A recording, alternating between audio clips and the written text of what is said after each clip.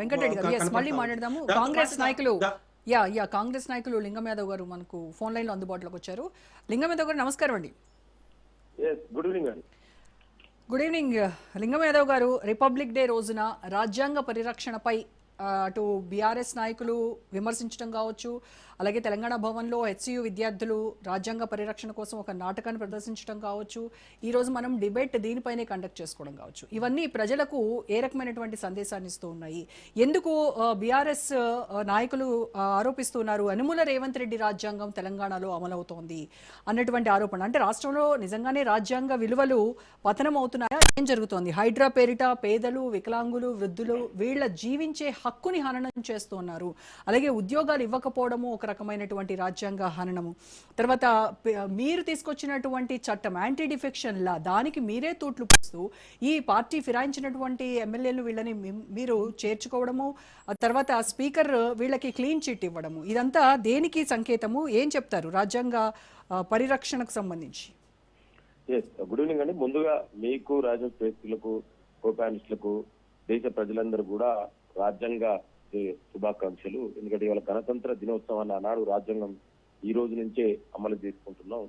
So ఇవాళ దేశంలో ప్రధానంగా జరుగుతున్నటువంటి ఇవాళ దేశ పరిస్థితులు కనుక మనం ఒకసారి గుర్తు చేసుకుంటే, ఆనాడు ఫౌండింగ్ మదర్స్, ఫౌండింగ్ ఫాదర్స్ ఎవరైతే ఈ దేశ రాజ్యాంగం కోసం రాజ్యాంగాలు ఈ దేశానికి భవిష్యత్ తరాలకు ఇవాళ దీన్ని అనుసరించి పరిపాలన జరుగుతుంది అనుకుంటే, మరి ఇవాళ 11 సంవత్సరాలుగా కేంద్రంలో ఏం జరుగుతుంది? ఇప్పుడే బీజేపీ నాయకుడు చెప్పాడు. ఆయన మాట్లాడుతూ ఇవాళ రాజ్యాంగానికి తూట్లు ఊడుస్తుంది ఎవరో ఇవాళ దేశ ప్రజలందరూ తెలుసు. వాళ్ళ స్వయంగా వాళ్ళ రాజ్యాంగాన్ని మారుస్తామని చెప్పారు కదా.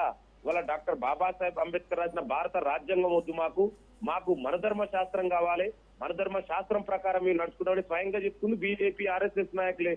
సో ఇవాళ వాళ్ళు కనీసం రాజ్యాంగం గురించి మాట్లాడే కనీస నైతిక అర్హత ఎట్లుందన్న వాళ్ళకు. ఇవాళ ఈ దేశంలో ఇవాళ 7 డికేడ్స్ పైగా ఇవాళ ప్రజాస్వామ్యము, భారత రాజ్యాంగము ఇవాళ ఇంత పెనెట్రేట్ అయిందంటే దానికి కారణం కాంగ్రెస్ పార్టీ ప్రభుత్వమే కదా. ఇవాళ మీరు చూడండి, ఇండియన్ సబ్ కాంటినెంటే కాదు ప్రపంచంలో కూడా ఇవాళ ఇంత మన దేశంతో పాటు స్వాతంత్రం వచ్చిన చాలా దేశాలు కూడా ఇవాళ అక్కడ ఏ ప్రభుత్వాలు నడుస్తున్నాయండి? అంతెందుకు పక్కనే ఉన్న ఇండియన్ సబ్ కాంటినెంట్ మీరు దేశాలు తీసుకోండి, ఇవాళ ఆ దేశాలలో రాజ్యాంగం ప్రకారం, ప్రజాస్వామ్యం ప్రకారం అక్కడ పరిపాలన జరుగుతుందా? ఇవాళ ఈ దేశంలో జరుగుతుందంటే దానికి డాక్టర్ బాబాసాహెబ్ అంబేద్కర్ రాసిన భారత రాజ్యాంగం అయితే దాన్ని కంటిన్యూషన్ గా ఈ పునాదులు వేసి దీని మీదనే ఈ ప్రభుత్వాలు నడవాలని వేసింది ఆనాడు మొదటి ప్రధాని నెహ్రూ, కాంగ్రెస్ ప్రభుత్వం కదా.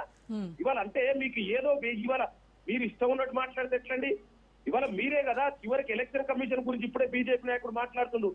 మరి ఎలక్షన్ కమిషన్ గతంలో ఇండిపెండెంట్ గా పనిచేసేది, ఇవాళ ఎలక్షన్ కమిషన్ ఇండిపెండెంట్ గా పనిచేయట్లేదు. గతంలో ఒక సుప్రీంకోర్టు సిజేఐ అందులో మెంబర్ ఉండేది, మరి ఎందుకు తీసేసారు మీరు ఎలక్షన్ కమిషన్ అపాయింట్ లో? ఇవాళ మీరు చేసింది తప్పు అంటున్నావు. ఇవాళ ఓట్ చోరీ గురించి మరి మీరు ఎవిడెన్స్ తోటి మేము బయట పెట్టాము, దాని గురించి మీరు ఎక్కడ మాట్లాడరు?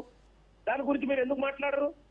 ఇవాళ ఎవిడెన్స్ తోటి పెడితే ఎట్లా ఎలక్షన్ వేసినప్పుడు కౌంటింగ్ ఉన్నప్పుడు ఒక నెంబర్ ఉంటది, పోలింగ్ అయినప్పుడు ఒక నెంబర్ ఉంటది. ఇవాళ డబుల్ ఓట్లు వేస్తున్నారు, దీని మీద మాట్లాడంటే దీని మీద చెప్పరు. ఇవాళ దయచేసి ఇవాళ కనీసం ఈ రోజు రాజ్యాంగం ఈ రోజు నుంచి మన అమల్లోకి వచ్చింది, ఈ రోజైనా మనం నిజాలు మాట్లాడుకుందాం. ఇవాళ దేశంలో మీరు నరేంద్ర మోడీ అధికారంలోకి వచ్చిన తర్వాత రాజ్యాంగం ప్రకారం ఇవాళ నడుస్తుందా? ఇవాళ లింగం యాదవ్ గారు నిజాలు మాట్లాడుకుందాం అని అన్నారు కదా, ఈ రోజు రిపబ్లిక్ డే సందర్భంగా నిజాలే మాట్లాడుకుందాం అన్నారు కదా. మరి తుక్కుగూడలో న్యాయపత్రం పేరిట పార్టీ ఫిరాయిస్తే అక్కడికక్కడే వాళ్ళని వెంటనే ఆటోమేటిక్ గా వాళ్ళు అనర్హులే అని చెప్పి రాహుల్ గాంధీ అన్నారా లేదా? ఏ రోజు ఎక్కడికి వస్తున్నారు? ఇవాళ దేశంలో ఆ విధంగా ఉంటే ఇవాళ కేటీఆర్ 10 ఏళ్ల అధికారంలో ఉన్నప్పుడు ఆయనకు రాజ్యాంగం గుర్తుకు రాలే, ప్రజాస్వామ్యం గుర్తుకు రాలే. ఇవాళ అధికారం పోయిన తర్వాత ఇవాళ ఒకసారి రాజ్యాంగం కనీసం ఇప్పటికైనా హ్యాపీ నీకు. నేను కేసీఆర్ మీ ద్వారా చెప్తున్నా, ఇవాళ రాజ్యాంగం ఉంది అని గుర్తించినందుకు ముందు మీ ద్వారా ఆయనకు ఒకసారి అవకాశం వచ్చింది. ఇవాళ గుర్తు చేసినందుకు 10 ఏళ్లలో మీరు రాజ్యాంగాన్ని పట్టించుకురా? ప్రజాస్వామ్యంలో రాజ్యాంగం ప్రకారం పరిపాలన ఎక్కడి నుంచి జరగాలండి? మీ 10 ఏళ్లలో దేశంలో భారత రాజ్యాంగంలో ఏ ఆర్టికల్ ప్రకారం ఫామ్ హౌస్ నుంచి పరిపాలన జరగాలని రాసిరండి?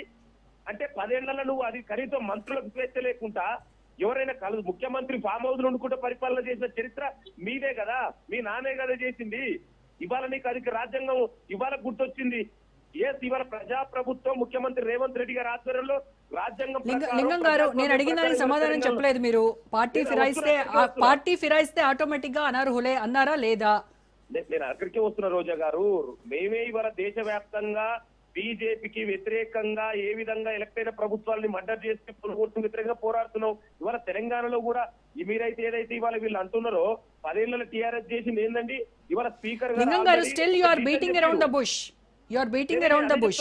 పాయింట్ కి రావట్లేదు. నేను అక్కడికే వస్తున్నాండి రోజా గారు. ఇవాళ స్పీకర్ గారు తెలంగాణ ఈ దిశ ఎవరైతే మెంబర్స్ ని డిస్క్వాలిఫై చేయాలన్నా వాళ్ళు పార్టీ షిఫ్ట్ అయ్యారా లేదా అనేది చెప్పేది ఎవరండి? భారత రాజ్యాంగం ప్రకారం వాళ్ళకు యాంటీ డిఫెక్షన్ లా ప్రకారం speaker have a discretion power ఉంది. ఇవాళ స్పీకర్ గారు చాలా స్పష్టంగా చెప్పారు. ఇవాళ టీవీ రాజ్ న్యూస్ లో కూకున్న రోజా గారు, నేను ఇతరు మనం కాదు కదా డిసైడ్ చేసేది. ఆల్రెడీ స్పీకర్ గారికి వాళ్ళు చెప్పారు వాళ్ళు ఏ పార్టీలు ఉన్నారని. ఇవాళ వాళ్ళే స్పీకర్ డిసిషన్ తీసుకున్నారు. ఇంకా కొంతమంది మీద డిసిషన్ తీసుకోవాల్సి ఉంది. Let's wait them. స్పీకర్ ఏ నిర్ణయం తీసుకుంటారో స్పీకర్ నిర్ణయానికి మేము కట్టుబడి ఉన్నాం. మేము ఇప్పటికదే చెప్తున్నాం, స్పీకర్ నిర్ణయాన్ని గౌరవిస్తున్నాం. నేను ఒకటే చెప్తున్నాండి, ఇవాళ ఇన్ని మాట్లాడుతున్న కేటీఆర్ మరి 10 ఏళ్లలో ఒక దళిత నాయకుడికి ఆపోజిషన్ లీడర్ ఇస్తే, స్టేటస్ ఇస్తే, మరి ఆనాడు ఎమ్మెల్యేలు తీసుకున్నప్పుడు అప్పుడు ఎత్తుపోయిందండి. ఆనాడు ఏం చేసిరండి? ఇంకొకటి తలసాని శ్రీనివాస్